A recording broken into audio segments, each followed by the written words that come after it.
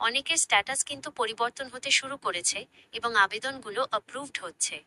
আপনারা যারা আগে আবেদন করেছিলেন, তারা দেরি না করে এখনই পোর্টালে গিয়ে নিজের স্ট্যাটাসটি চেক করে নিন।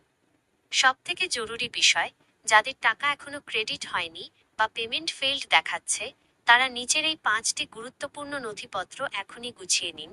1. অনলাইন আবেদনের প্রিন্ট আউট কপি। 2.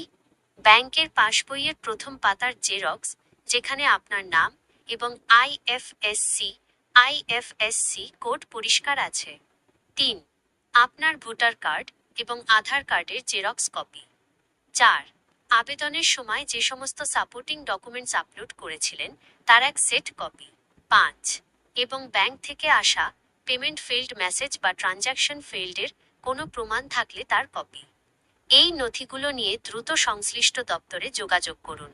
বাংলার যুবসাথী প্রকল্পের পরবর্তী আপডেট সবার আগে পেতে চ্যানেলটি সাবস্ক্রাইব করে পাশে থাকুন।